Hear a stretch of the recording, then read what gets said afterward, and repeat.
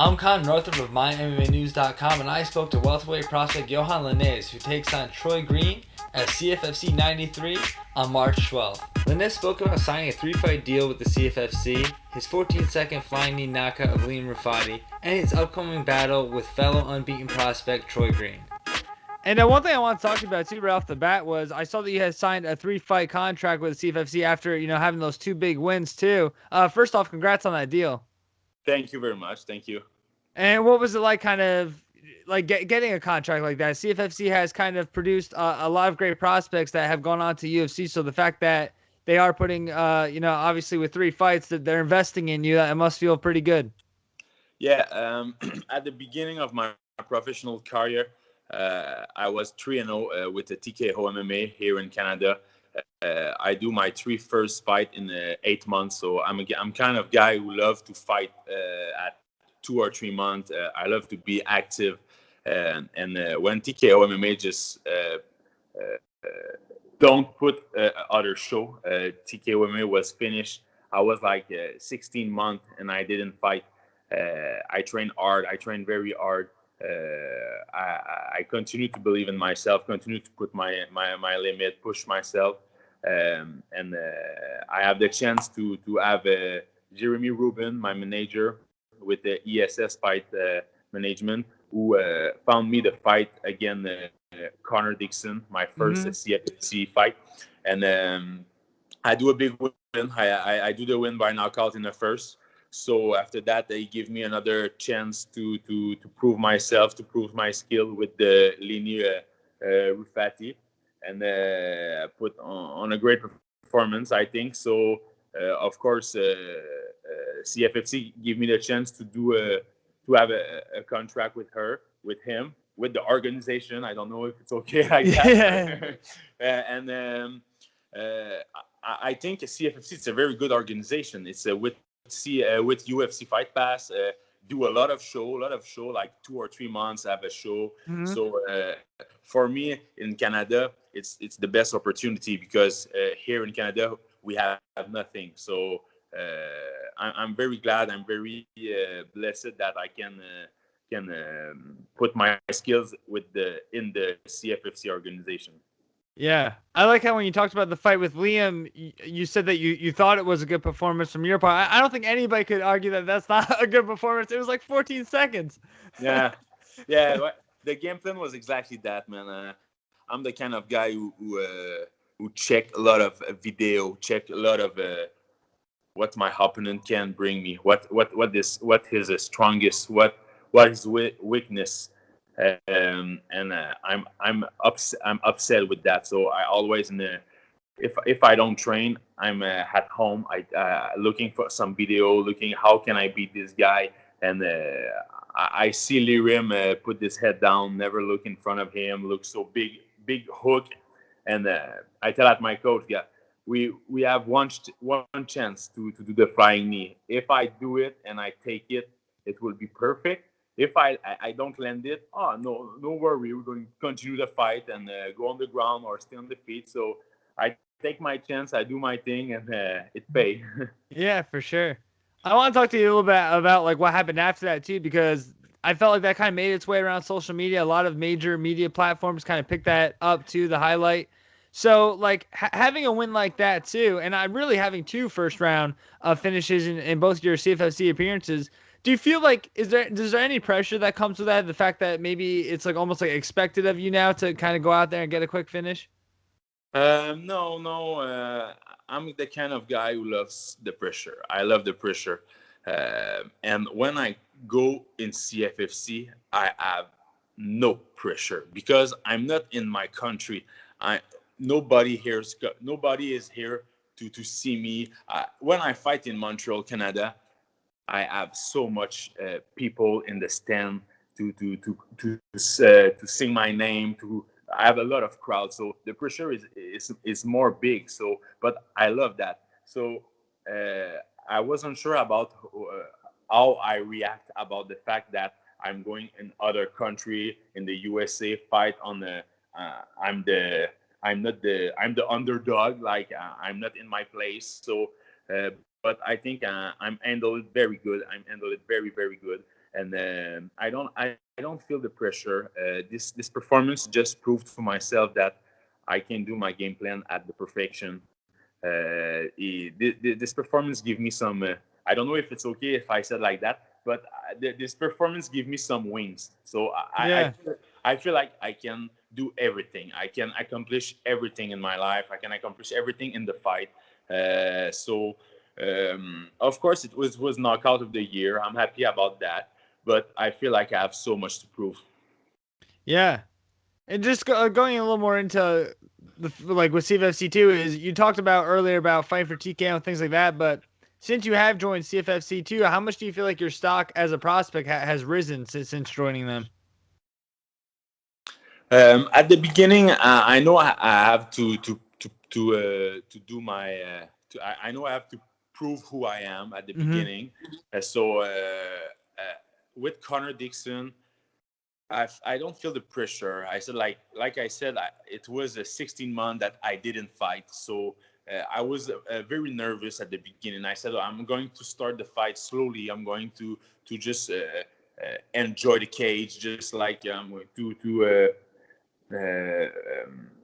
just know the distance, the timing. I'd say when it's 16 months, like you didn't fight, you lost a little bit of timing, lost a little bit of distance and everything. So Mm-hmm. with Connor Dixon, it was just it was just the beginning to get into the cage and to rebuild myself. Like I have 16 months to train very hard before this fight.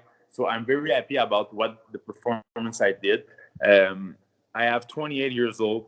I'm 5-0, 4 knockouts in the first round. I know the best is in front of me.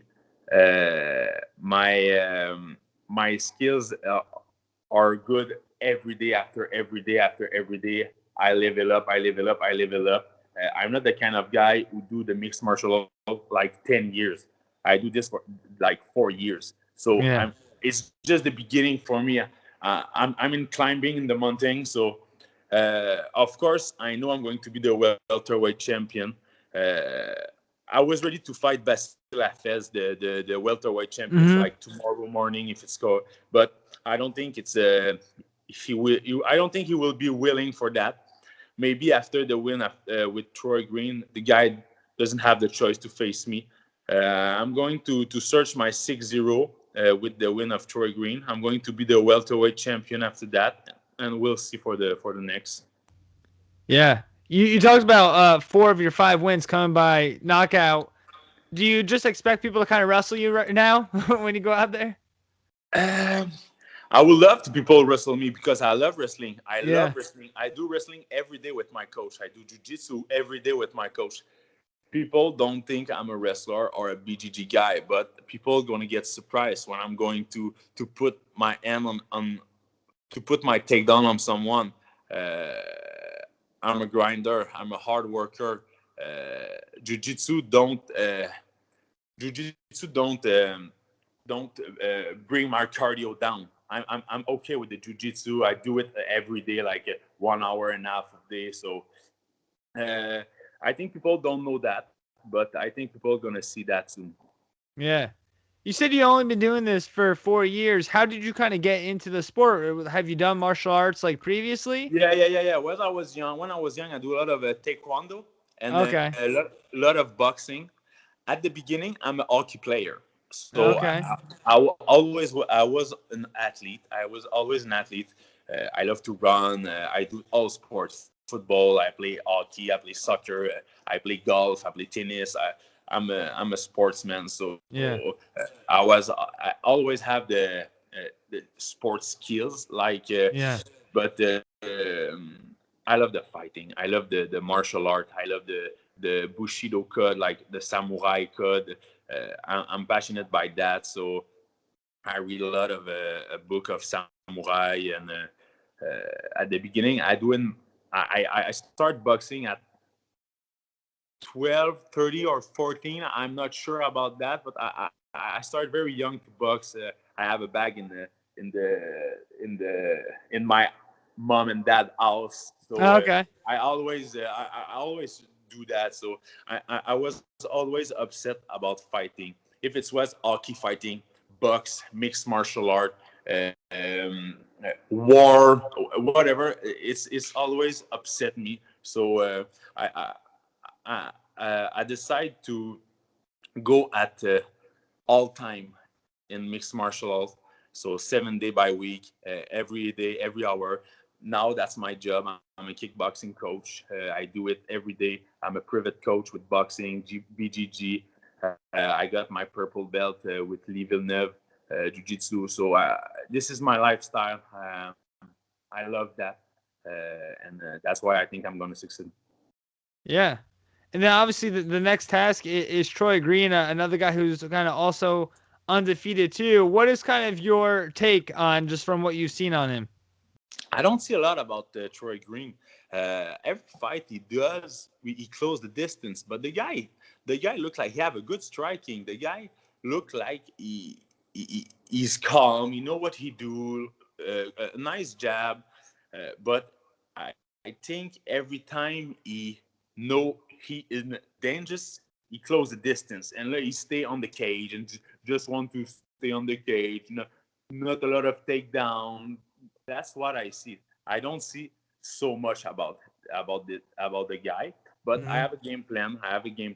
I'm the kind of guy who can adapt myself at everything. I can stay on my feet. I can clinch. I can go wrestling. I can go BGG. So that's my most powerful weapon. I can adapt myself to everything, and I think I'm going to be. I think I'm going to adapt myself very quickly against Troy Green, and I finished the guy. I know I'm gonna finish him.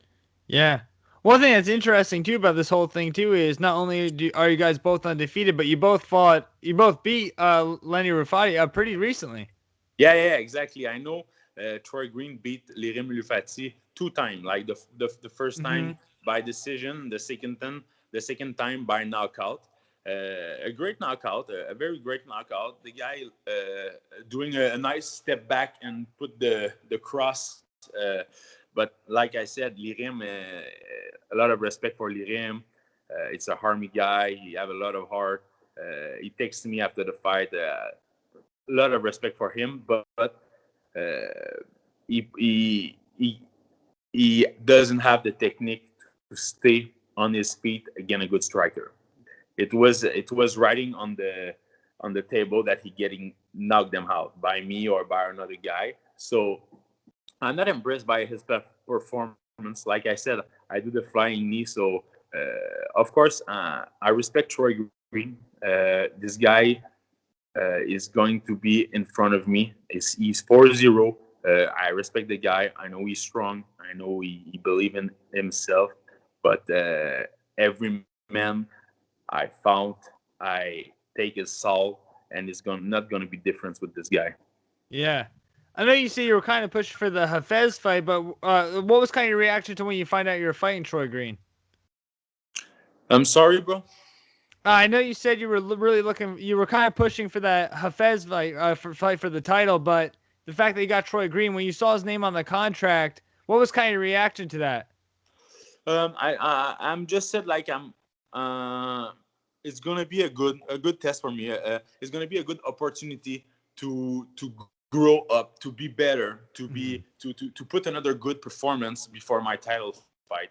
I know it's not going to be an easy fight. Maybe it's going to be a hard fight, hard 3-5 minutes round of wrestling, and I know he's a tough guy. But like I said, I'm young in the sport. In 5 fights, I have 7 rounds. It's not a lot. It's not a lot. So I don't have a lot of experience. I'm the kind of guy who like a shark. So when I smell blood, I take everything. So this is a weapon that I have. So I'm happy to fight Tory Green to put myself to get another good performance, to get another good experience in the cage. And after that, at 6-0, the CFFC organization doesn't have the choice to give me the welterweight title. Yeah. And on March 12th too, how do you see it going? Do you have a result for us? I of course I'm gonna finish. I'm gonna finish the fight. I'm a finisher. I don't know if it's Tory Green gonna close the distance with me. If he close the distance, he gonna lose. If he stay at the distance, he gonna lose too. So maybe it will be a knockout or a submission, but it's gonna be a finish. Maybe at the second round. Yeah. One of my last questions too is nobody has really been able to figure out the puzzle that is you. They haven't been able to figure out yet, and I think you're also undefeated as an amateur too. So the fact that you are kind of so high, especially coming after that win over Rufati too. Like I said, you had a lot of hype behind you with the 14-second knockout. How do you stay grounded? Like how do you stay level-headed, not get too high? My coach, Lévi Labrie on striking and Lee Villeneuve on jiu-jitsu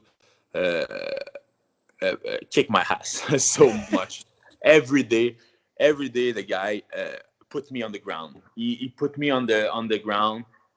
Maybe one time I do 3 or 4 roll of jiu-jitsu and I said, I am a beast. I'm a beast. And I go with my coach and he just whipped my ass up. And I said, okay, finally I'm not this kind of beast. So no, seriously, I'm just the kind of guy who when I'm going to be the UFC champion, I'm going to tell that okay, now I have something. But I'm a dreamer. I'm a passionate guy. My vision is big. I look for something big. I don't want to be just the CFFC champion. I want to be the UFC champion. I have a lot of more to prove. I want to be an example for the kid. I have a lot in my heart. It's like a bomb. So I'm never satisfied, and I'm going to prove that the knockout with Liam Rufati is just the beginning for the White Lion. All right, Yohan. Before I let you go, anything that you'd like to add? Just want to say thanks for the support. Thanks to you. Thanks for everyone in the USC to give me the chance to try to talk in English to be better. ESS Fight Management, Jeremy Rubin, who gave me the contract with CFFC. All my sponsor, all my team, LV Jiu-Jitsu, Lévi Labrie, and be ready for the 12 March because the White Lion's coming. All right, awesome. Thanks so much for the time, Yohan. Once again, I love the hat, and I wish you nothing but the best come March 12th. Thank you very much. I appreciate it.